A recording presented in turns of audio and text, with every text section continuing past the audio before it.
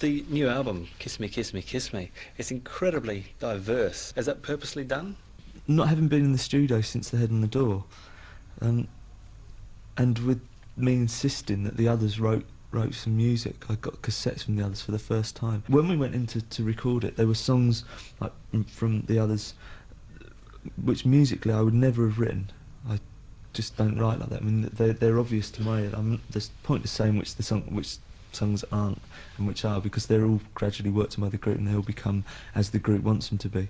But we never intended to make a double album when we started. We didn't think we'd make a double album, but the more we kept recording, and we were recording like 2 or 3 songs a day, and they were all good. And I was thinking, we got to the point where we'd recorded 25 songs, and I sort of like said, we better stop, because we've got to sort of like, I've got to sing on them, we've got to mix them, and we've got to make it into something coherent. And I mean, even now, the 18 songs that are on the album aren't the 18 songs that, if you ask the others what 18 songs they put out of the 25, they all disagree with me. It's my final choice. It's the only bit of non-democracy that took place about it.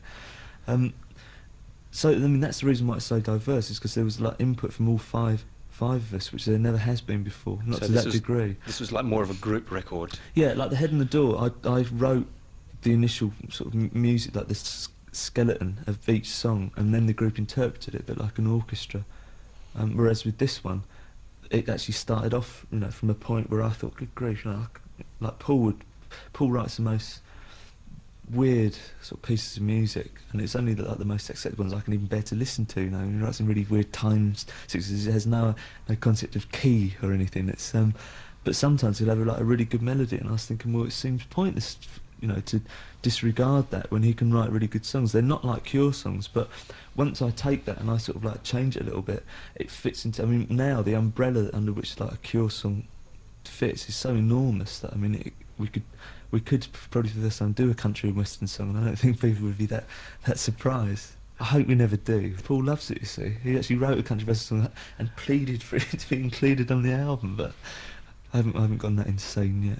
A lot of it sounds new, and a lot of it is. It's like we've gone into areas that we've never worked in before, but at the same time, it's taken a lot of elements that we've used over the years. It's just the actual flavour of some of the songs, like particularly some of the slower songs, like 1,000 Hours, would be a song I would really have loved to have written around the time of Faith, and it would, it's because it encompasses like an enormous slice of what I was feeling like at that time and how I still feel. But I think it's much more accomplished now, and with a song like Shiver and Shake, that's what Give Me It always wanted to be.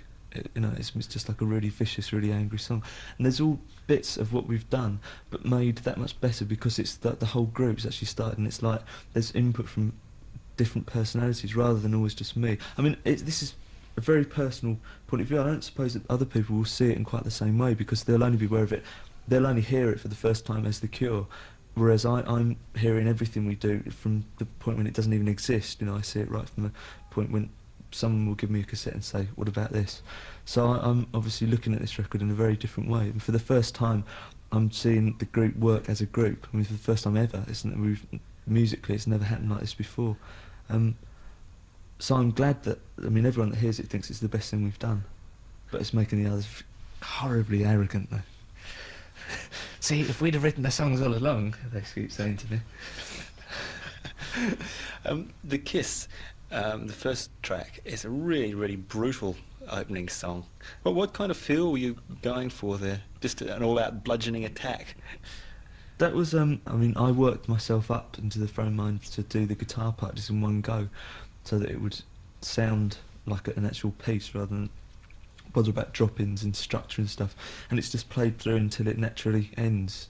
It's I just thought it would be good to start an album with this. It's got such pretty songs on it, and it's generally so nice to listen to and quite easy to listen to. I thought it'd be good, that you have to get through. You have to sort of like get through 6.5 minutes of bitterness before you actually start to enjoy it. It's made to appear as diverse as it can by the actual way the songs run into each other. They're all a completely different song. There's a completely different song. But I thought that the other extreme we could have done would be to put a song like Why Can't I Be You or Catch or Hot, Hot, Hot, one of the easier songs right at the head of the album. People would think, oh, you know, this is going to be jolly, and would get the wrong idea. I mean, whatever we put at the head of the album, you're going to get the wrong idea of what the record's like, really. But I mean, I think to myself, well, if I've never ever listened to the first track on the record without listening to the rest of it, even if I hate it. Generally, I think that people should be at least prepared to listen to the first side as a whole. Right. Catch is like quite a whimsical song. Is that going to be another single? That'll be the next single, yeah. I'm not loath to put out a second single from this record, because there's so much disagreement about even what's on the album that, I mean, there's at least 5 different singles, I think. There's probably agreement on Why Can't I Be You. There's a majority agreement within the group that should be the single. But certainly after that, we are going to do Catch, because I think it'll be a nice change, and it'll be like we can do a nice film with it, with Pap, and it'll be like a summer record. So is Pap the nickname you've got for Tim Pope? Yeah. Okay, now Tim Pope been involved in directing all of your videos for the last 4 years or so. In the current video for Why Can't I Be You, he managed to get you dancing. Now, how did he manage that? Well, the thing about the videos is that he always asks me what I think the video should be. He always says, "Go on then, tell me what you think." 9 times out of 10, what I think the video should be, he's already thought the video should be. You know, within rough, broad parameters, we think the same, which is why he does our videos. You know, he has the same sort of visual sense as I do of the group.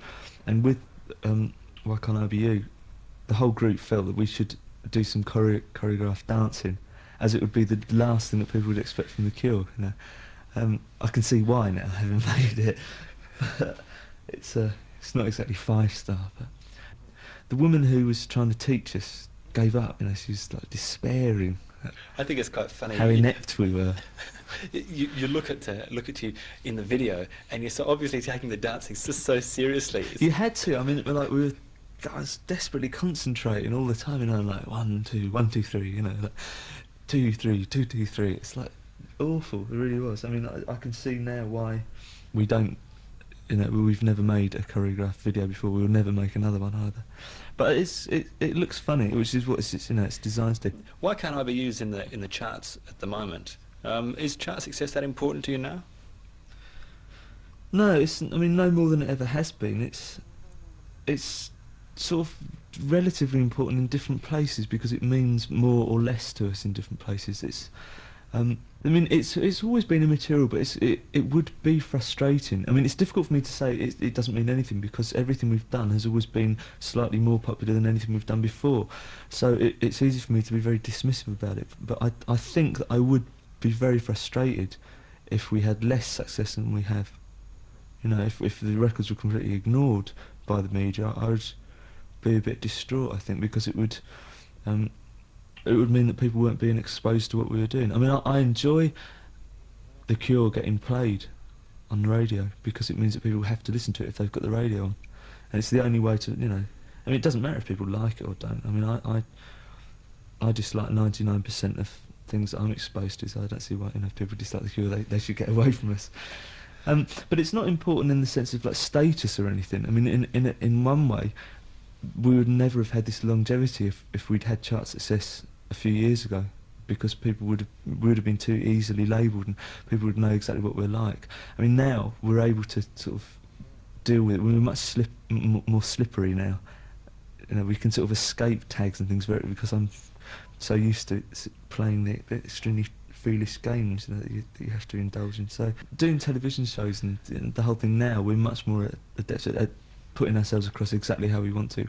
We've never been overawed because we've never been desperate for that sort of attention, because we've concentrated as much on playing live as we have doing anything else. I mean, I can't, on the one hand, honestly and sincerely say I worry about chart success when the last time I bought a record was, probably over a year ago.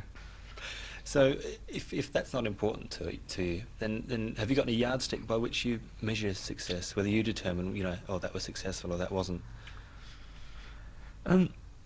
It's difficult. I never really think of what we do in terms of success. I've always only measured what we do by what I would think of it if I stood outside of it and looked at it. And I always think that's every facet of what we do, what we look like, how I conduct myself, how I'm perceived generally, and what the group does, what we sound like.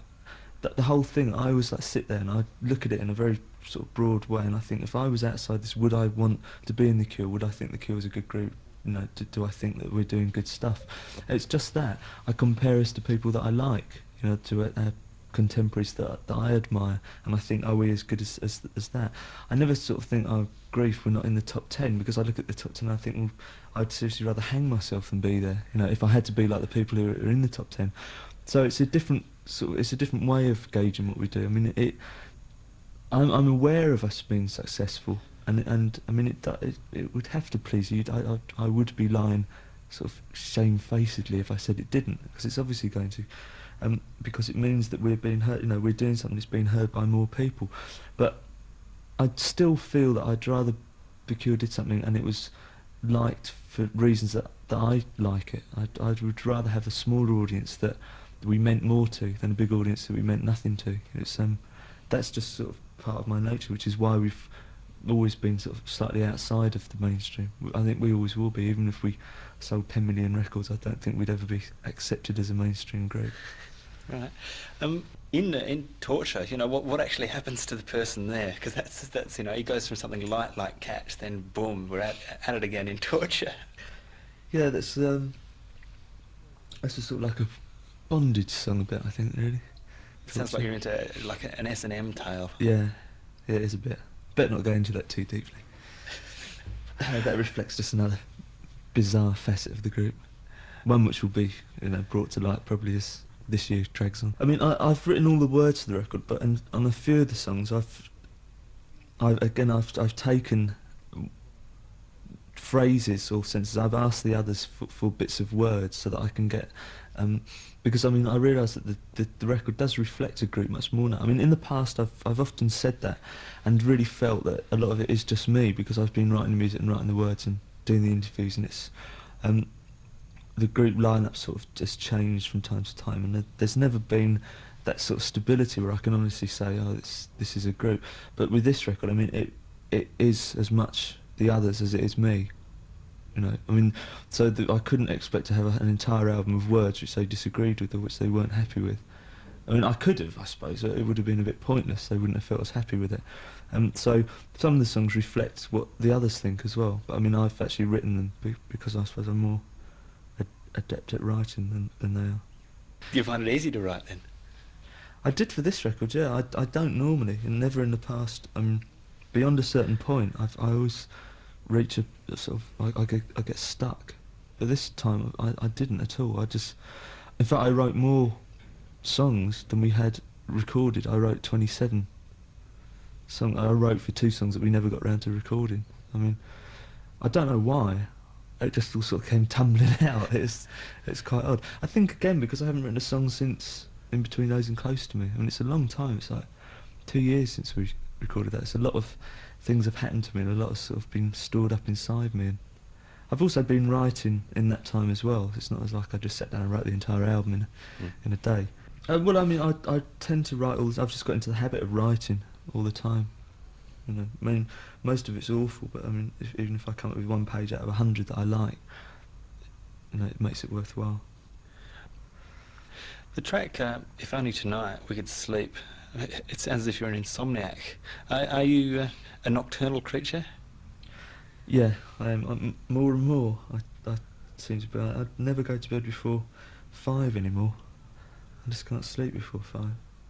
I've always preferred the night time since I was about sort of 15 years old, just because it's much quieter, you know, and there's less going on. It's just easier to sort of sit and do things. And particularly as I don't really like sunlight very much, and I burn, so I don't know. I do prefer the night though, but not in a sort of like a, you know, it's much more mysterious or anything. It's really just because it's quieter. I prefer it. There haven't been too many sitar sounds on a Cure record before, have there? No. Whose idea was it to put them on?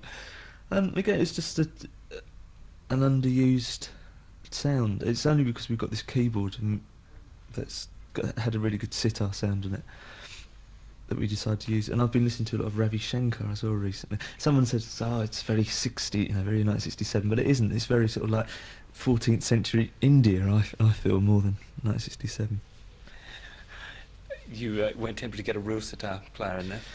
I've got a sitar, but I can't play it very well, and we didn't really want to get anyone in from the outside to play it on anything. We did have, there's 2 bits of sax on it, but that was just by chance. That was just because I was drunk in a barn. This bloke happened to be playing. I invited him back to the studio to play on the record. So I didn't remember very much about it the next day, but it sounds really good. What tracks was that? Hey You and Icing Sugar. Right. It's just when we were in Nassau. This bloke was just like wailing away. And it just seemed like a good idea at the time. I mean, it was a good idea. I shouldn't say that. So what's the story behind how beautiful you are? Because there's like the weary man with greyish eyes and all that. That's the literary one on the record. It's from a Baudelaire short story. Someone gave me a book of Arthur Rimbaud, Baudelaire and Verlaine, short stories and poems, and I read through them all, and that one just really struck me, because I'd actually written a song like that around the time we were doing Faith, about how you think that you really know someone and you really love someone, then you suddenly discover that they can react to something you find very important. They react in a totally different way, and you can't believe that it's the same person. And I had a set of words that had that sort of idea, and when I read this story, I thought, I mean, it's the same as anything. Nothing's new. It's all like different ways of. I always feel of reflecting the very basic sort of emotions. I don't think I've ever discovered anything that someone hasn't discovered before, but everything's rediscovery anyway. So it was just like putting that idea. Once I read it, I thought it's a good idea actually having it so that you take it down to one incident. I tried doing it into a very general sense of not understanding someone, but then I thought to actually take one particular incident and write a song, that was about the most difficult song to write, because I wanted to get it just right so that it sounded like a song rather than just like a literary exercise. But I think it's turned out really, really good, that one. I'm pleased with it. I mean, is writing for you like a real self-discipline? I mean, you have to work and work at it? No, I write, and I write really fast, and if I can't think of what I want to put in somewhere, but I know the idea, I just write. I'd write in the side, in the margin, what idea I want, but I'd never sort of like bother stopping the flow to worry about rhyming or something.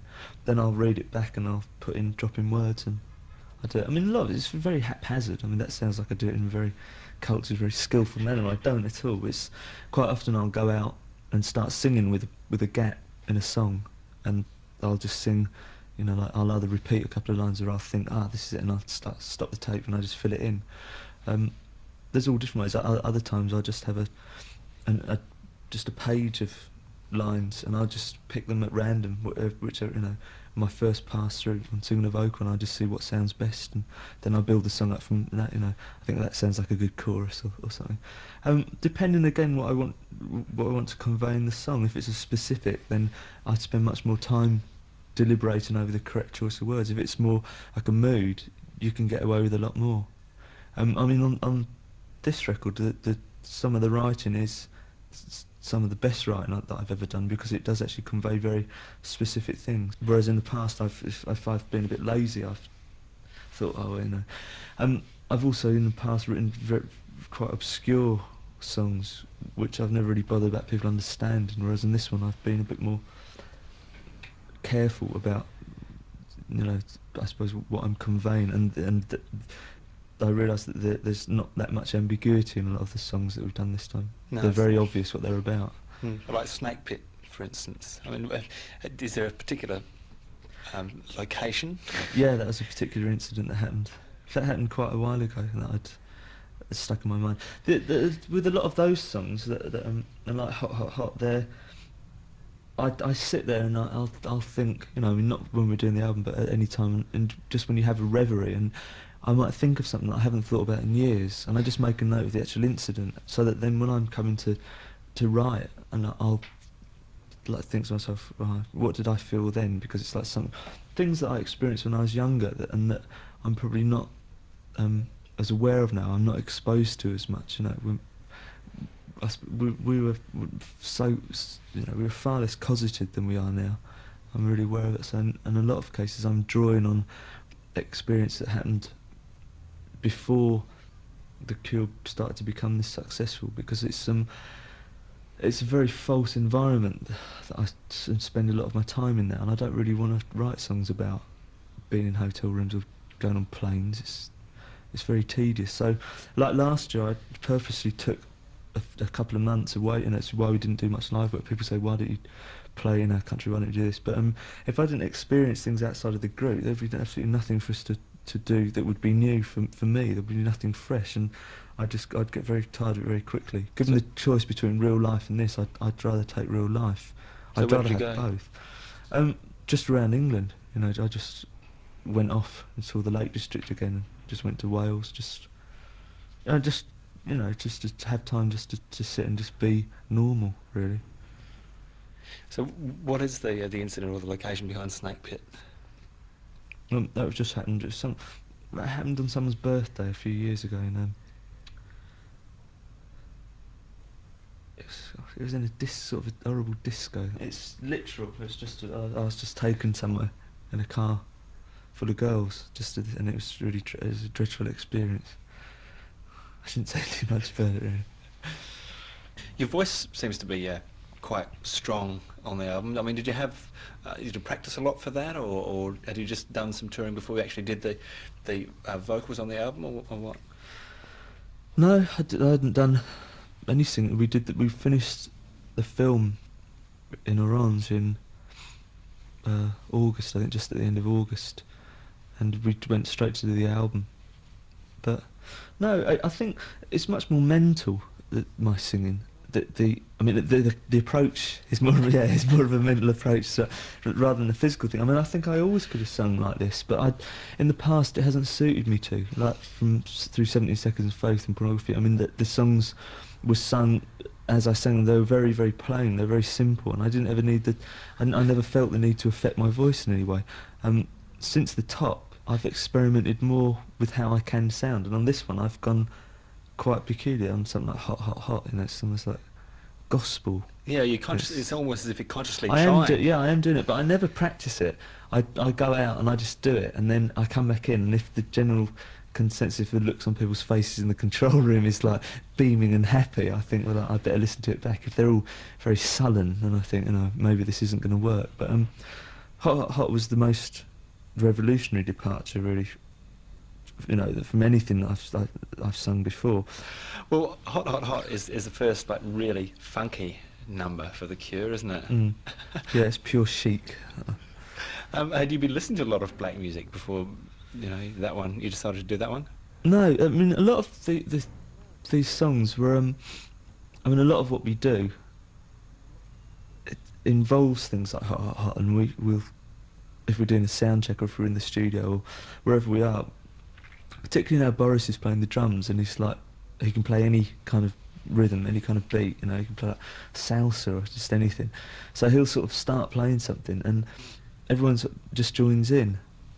And Hot, Hot, Hot was one of those things. It was just like a bass line that I'd had, and I was thinking, this is like a really sort of typical sort of funk bass, and I was just playing it to Simon, and Boris just joined in on the drums, and I thought this would be really funny if we turned this into a song. And it's so Paul came out and just started playing sort of chicken picking guitar, and like within half an hour we had the song. So it's really spontaneous. It's just the sort of things. I mean, in the past because I would have had a much more precise idea of what the record was supposed to be like. There was never any room to do things like that. I mean, which is good. You know, the records have always had a reason behind them, and this one was really to capture what the group's like. And so things like that, if it sounded good and it worked, it was going to go on the record, because there was no reason for it not to go on. And obviously we didn't sit down and think, you know, we should do a funk song, because if we thought like that, we would never actually do anything. You know, the only thing that's like that is country and western. Paul would always come and say, "I've got this great country and western lick," you know, knowing that I'm going to get extremely upset. So what's the song actually about? Were you going like more for the feel there, or is it actually trying to say something? Because all this business about lightning striking. Yeah, lightning striking is just a veiled term for a revelation. Again, I shouldn't say too much about it. You sort of read into it what you want, really. It's it just seemed like an exciting phrase rather than saying the first time I realised that. Da, da, da, I thought that first, I mean, it is a phrase, and it's to be struck by lightning when you suddenly realise something. A lot of the songs on the album, I mean, including One More Time, they've all got quite long musical introductions to them before you actually hear some vocals on it. Did it work out that because you had more input from the rest of the group, that it turned out to be like a more musical album? Yeah, certainly with the slower ones, they could have been, virtually all of them could have been longer. I had to edit quite a lot of them, and or decide at the time that they were going to be short, because it would have turned into, I think it was in danger of rambling too much. I didn't know how many slow songs were going to go on and how many fast, and I thought, well, if the balance is tips towards sort of 5 or 6 very long, very slow pieces, the record isn't going to be a fair reflection of what we're doing. But when we were going through them, we were actually just playing through before we started recording, were very, very long. I mean, something like One More Time, we would play for like half an hour, so that you would know all the bits that you could do in it and sort of all the little tunes that there might be.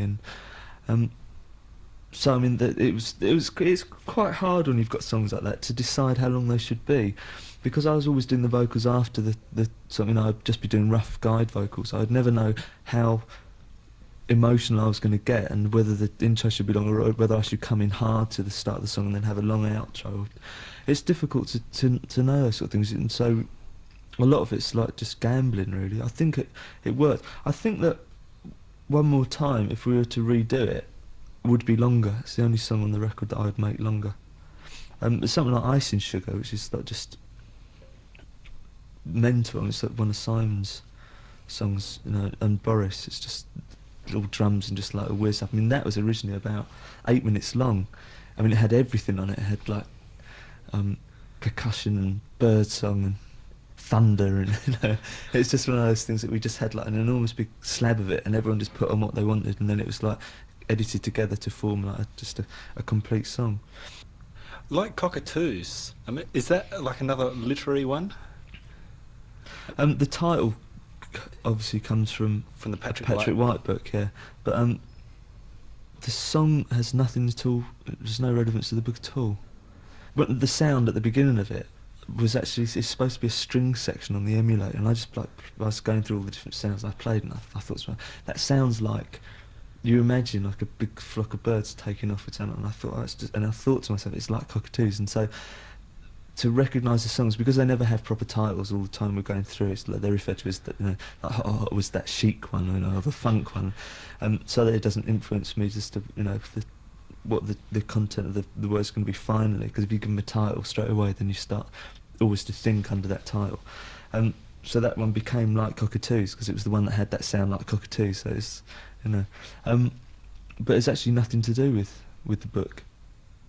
But I mean, anyone who knows about The Cure knows that I have great fondness for all Patrick White's literature. I mean, it's influenced me in the past lyrically, on a couple of songs, but not really on this record. The only literary one on the record is How Beautiful You Are. There isn't really anything else, because I didn't actually read anything which inspired me to write. Everything else comes from direct experience, which is unusual, because there's usually 2 songs that are nicked. The Perfect Girl, I mean, was that written for anybody? Yeah. Cool. Whoever's listening. So, do you often write songs specifically for people, or is that like a new departure for you? I always have specifics in mind, even if I'm writing like very general mood sort of songs. I always know exactly what. I mean, it would be impossible otherwise to write a song. Well, I mean, it wouldn't be impossible, but it'd be very weak, I think, to sit down and put together a whole bunch of words just for the sake of it. I think it'd be awful. So I always know who I'm writing about. I mean, I'm the only person that knows. I would never tell. I mean, the rest of the group don't know either. I would never say, because it. I think it would sort of take away some of the mystery of the song. It would also get me in a lot of trouble, I think, as well, if everyone knew exactly what all the songs were about. So I mean, I always think that when I write songs, and they have specific people in mind of specific events that those people or the people who were present at the time know, and no one else is going to. But I mean, the other good thing about not saying exactly what they're about is that they can appeal to other people because they're not pinned down. You've been with the same girl for what, 14 years? Yeah, 15 now, I think. Are you married to her? No. No, it's just a friendship. Does she criticise your work? Oh yeah, yeah. Do you take any notice of it? Yeah, a lot. Particularly lyrically. She doesn't really musically because she doesn't write music, so I wouldn't take much notice. But lyrically, she's very critical. Yeah, she often says, you shouldn't sing that. It sounds stupid. I either agree or disagree. She doesn't ever impose herself on it. I mean, I generally have to ask her opinion because she knows how much, I suppose, it all means. So I don't know. No, she contributes. She contributes as when Simon's been going over the same girl for about 12 or 13 years, and I've known her for that long as well. So she sort of says, I mean, when I was doing vocals for this record, we had what was called the panel, which was Simon, Mary, and Carol, and they were the three people out of everyone I paid most attention to when I asked, if I was doing a song like One More Time or 1,000 Hours, if it sounded convincing. When I was singing it, and I was being very involved in what I was singing, and I wouldn't want a lot of people there. I would always have those three there, and Dave, who was like engineering, and I'd go in and I'd say, does it sound right? And if they didn't think it sounded right, even though I knew that I was singing it like from the bottom of my heart, if I thought if it doesn't sound right to them, it's never going to sound right to anyone else. So in that sense, I take notice. I take notice of the others in the group, like Boris, particularly for a lot of the structure of songs and the tempo. So I mean, everyone sort of within the Cure setup has their own particular role to play. Yeah, I mean, I'm not sort of isolated to the degree where I take no notice. And I mean, as Mary has known me for so long, she's obviously got more of an insight problem than anyone else into what I'm trying to do anyway. Shiver and Shake, that's a pretty angry song. I mean, do you have to be in a certain kind of mood to write lyrics like that? Yeah, that's a peculiar song actually to do, because that was the one song that it took me, I had about 20 goes probably singing that. Every day I would sort of half-heartedly have a go, and it was only on one particular day, really near the end of the recording, when something happened, and I thought, right, and it was like we were doing something else, and I had a phone call, and I thought, right, this is the moment, and I just went and I said, quick, put on the tape Shiver and Shake, and I went and just sang it in one go. So it's I like that vocal. I think it's because it's just, you can tell it's just done, and it's really raw. It's good. And it's all sort of breaks up, and I don't quite hit the notes. I like that when I do vocals like that. Some of the others I took like quite a lot of time on, like working out how I should sing. Like All I Want, I sort of thought that through quite a few times to get it all in the right place. But a song like Shiver and Shake was just a rant, really. It was good fun to do. Once I'd done it, I knew that that was the one song, even if that hadn't sounded right, even if the entire vocal had been flat, it would have had to have stayed on, because it had captured exactly how, what the song was supposed to do. But I actually wrote the words to it quite early last year. I had the words for a long time. So to write lyrics generally, I mean, do you need to be in a particular mood? Or do you work best under pressure, or what? No, I don't. I work worst under under the manufactured pressure that you generally find in a recording studio. In the past, I've gone in with less words than I needed, and I've ended up sort of writing words that, when I look back at them, I can see the songs that didn't have enough time spent on, or were written under pressure. But with this, I mean, I'd say out of the 25 or 27 songs, probably about 14 or 15 sets of lyrics were virtually written. I never finish a set of words until it's actually sung. I mean, I'm changing it all the time, even when I'm out singing.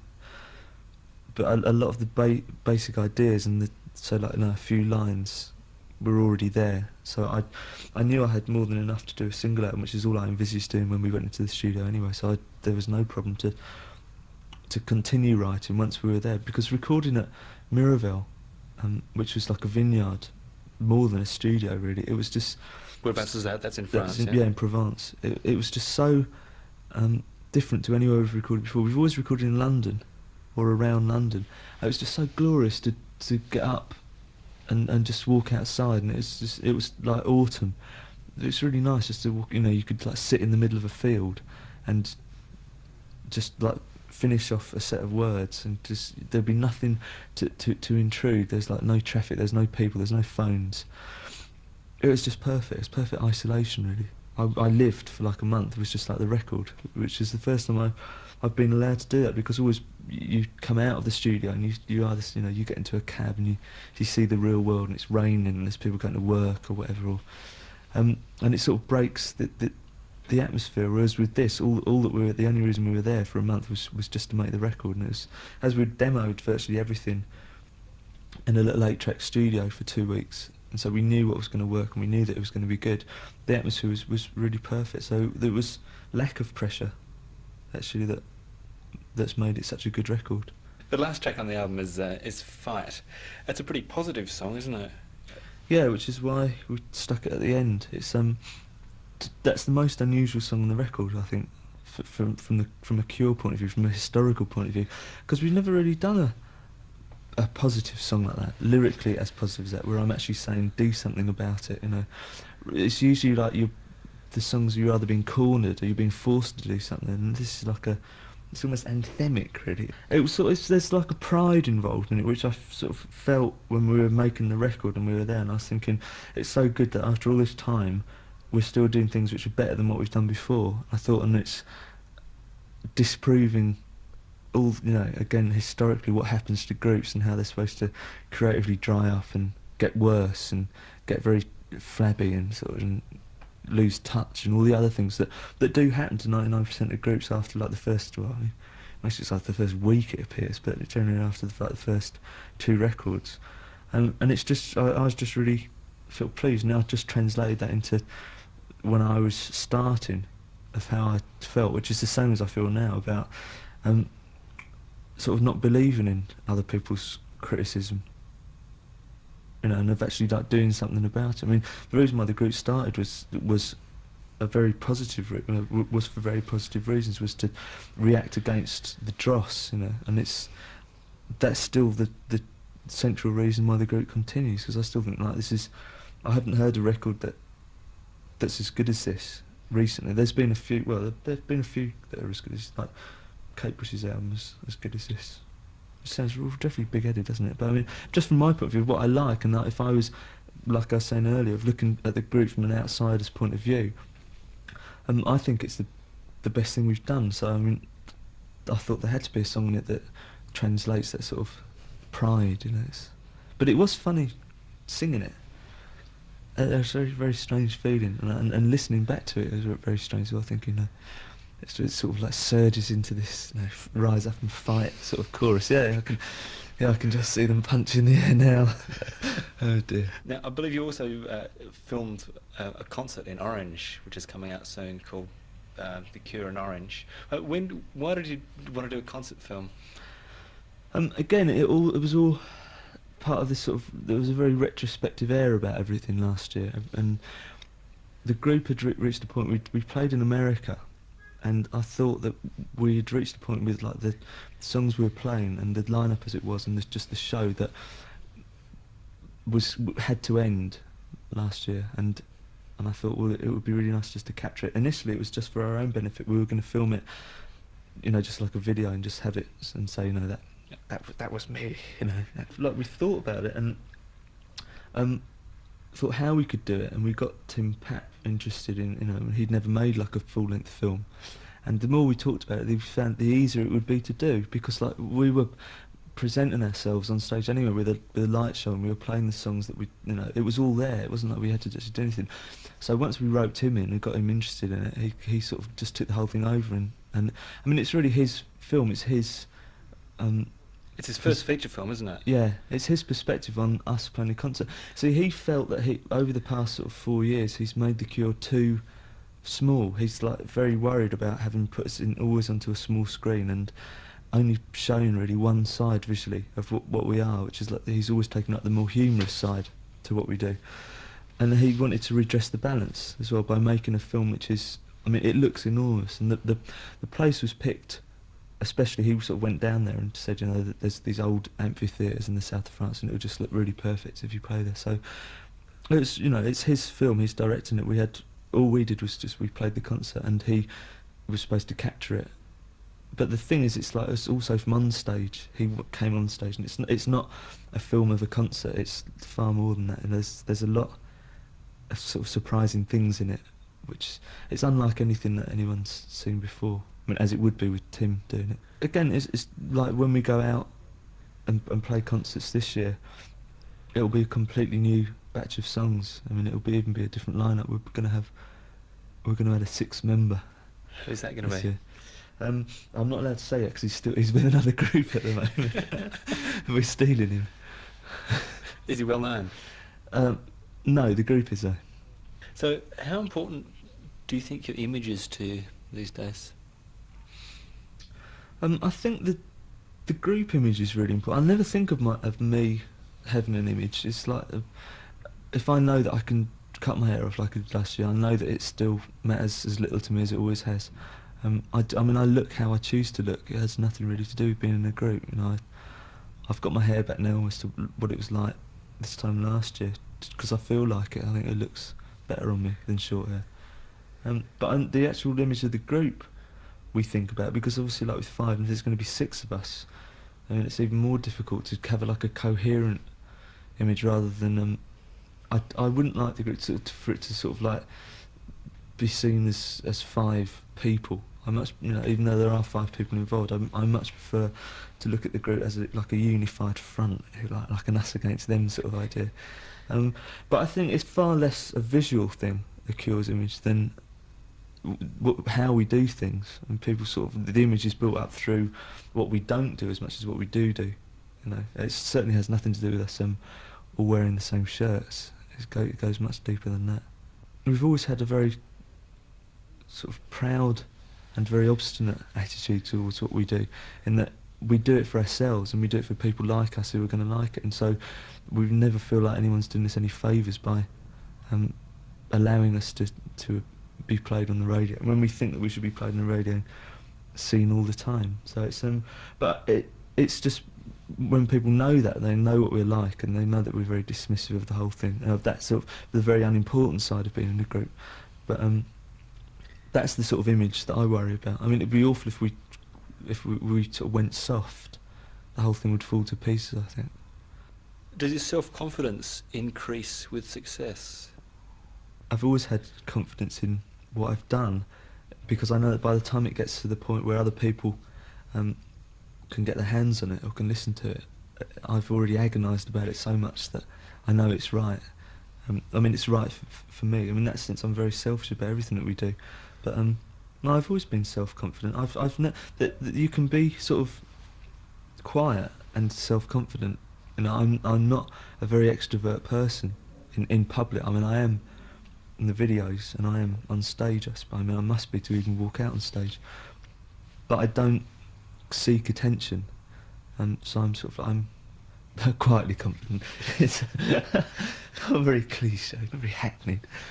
Do you feel any sense of responsibility to set an example to some of the young fans?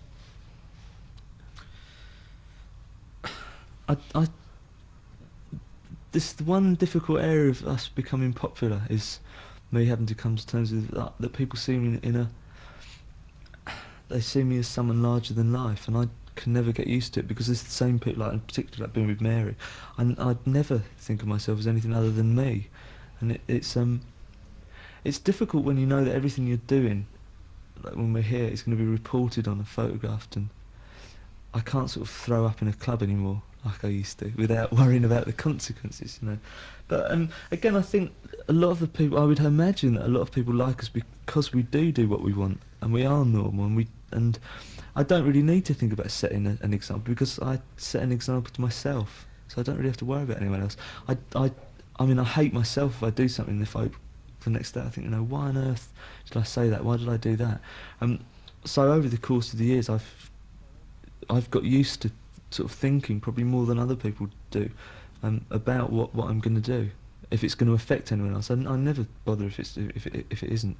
But so it's at the same time I don't feel responsible in the way of like thinking, hey kids, you know, like this is your Uncle Robert saying don't do this. But I haven't done anything over the past few years which I wouldn't want anyone to know about anyway. So I don't have to agonise over it too much. I don't think that I should be I mean, I've always absolved myself of that sort of responsibility. I don't see why I should be forced on me just because their records are popular. I mean, that's why I don't put myself forward. I try not to very much, I mean, less and less. Does the absurdity of the whole music business and the whole thing ever strike you? No more so than life. No, I mean, because we're not really involved. We never see it. We never go to anything that's music busy.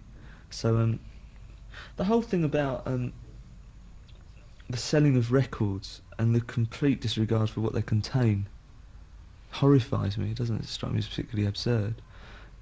The race to be number one, the whole way that people conduct themselves, and the emphasis being geared on sales and success, and over a period of time you become so aware that no one really gives a toss what you're actually doing, apart from the people that will take it home and listen to it.